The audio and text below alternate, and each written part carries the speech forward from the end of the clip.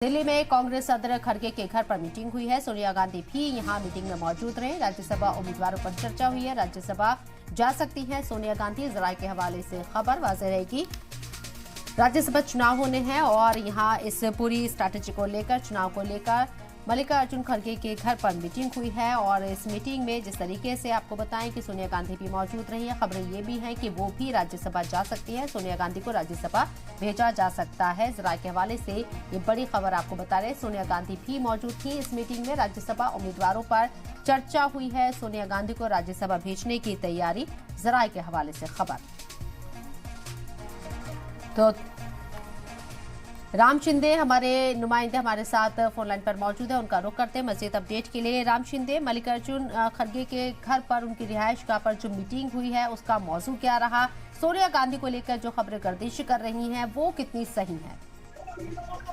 बिल्कुल, जो मीटिंग चल रही थी मल्लिकार्जुन खड़गे के घर पर, वो लगभग 2 घंटे से ज्यादा वक्त वो मीटिंग चली और अभी वो मीटिंग खत्म हो गई है। लेकिन उसमें जो राज्यसभा के जो नाम है उसके ऊपर भी चर्चा हो गई। सोनिया गांधी जी के बारे में भी उसमें चर्चा होगी और इम्पोर्टेंट था कि महाराष्ट्र में हाथ हुए हैं उसके हालात चर्चा हो गई। इस मीटिंग में वासनिक भी थे जो कि महाराष्ट्र से ही थे और मल्लिकार्जुन खड़गे भी थे, तो उसी हालत पर भी ये मीटिंग हो गई है। कल और एक मीटिंग होने वाली है जो कि महाराष्ट्र के party president, state party president Nana Patole उस मीटिंग में रहेंगे, ये बताया जा रहा है। और कल महाराष्ट्र के जो टूट फूट हो रही है पार्टी में उसके ऊपर भी चर्चा रहेगी। लेकिन आज जो है वो मीटिंग राज्यसभा चुनाव और जो कि अशोक चौहान ने जो पार्टी छोड़ी है और जो उनके साथ कुछ विधायक जाने वाले हैं, वो डैमेज कंट्रोल किस तरह से किया जाए उसके ऊपर ये मीटिंग हो गई है। बिल्कुल, सोनिया गांधी को राज्यसभा भेजा जा सकता है, ये भी खबरें गर्दिश कर रही है। इस लिस्ट में कौन कौन उम्मीदवार हैं जिनको शामिल किया जा सकता है? जैसे कि महाराष्ट्र क्राइसिस का जिक्र अभी आपने किया, इसको देखते हुए क्या कुछ स्ट्रैटेजी आने वाले वक्त में रह सकती है? कैसे डैमेज कंट्रोल करने की कोशिश होगी? बिल्कुल, सोनिया गांधी लोकसभा के अलावा राज्यसभा का रुख कर रही है और इसी के ऊपर जो है वो चर्चा हो रही है। लेकिन चर्चा यही है कि अगर राज्यसभा की तरफ अगर सोनिया गांधी जा रही है तो ये बैकफुट कांग्रेस के लिए कितना होगा, क्योंकि जिस तरह से राम मंदिर का इश्यूज है वो दिखाई दे रहा है, तो उसके बाद में ये सोनिया गांधी ने स्टेप लिया है क्या, उसके ऊपर भी एक अलग तरीके से अपोजिशन में भी चर्चा है।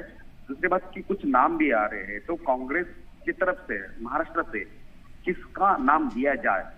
और दूसरे एक सामने चुनौती है कांग्रेस के कि जो अशोक चौहान के साथ जो विधायक जाने वाले हैं उनको किस तरह से रोका जाए, क्योंकि कांग्रेस के पास जितने वोट है उनमें से एक राज्यसभा भेजा जा सकता है, लेकिन अशोक चौहान कितनी पार्टी तोड़ सकते हैं उसके ऊपर ये डिपेंडेंट है। तो पार्टी को बचाए रखना ये भी चैलेंज अब कांग्रेस के सामने है। बिल्कुल, जैसा कि खदशा आपने भी जाहिर किया कि महाराष्ट्र से जो क्राइसिस शुरू हुआ है, यहाँ एक भी राज्यसभा सीट ना रहे कांग्रेस के पास, ऐसा हो सकता है। अशोक चौहान अगर अपने साथ कुछ एमएलए को लेकर जाते हैं तो मुश्किल होगी कांग्रेस के लिए यहाँ से राज्यसभा सीट निकालना। लेकिन 48 घंटे का अशोक चौहान ने वक्त लिया है, क्या लगता है किसी तरह की कोई गुंजाइश होगी यहाँ उन्हें मनाने की?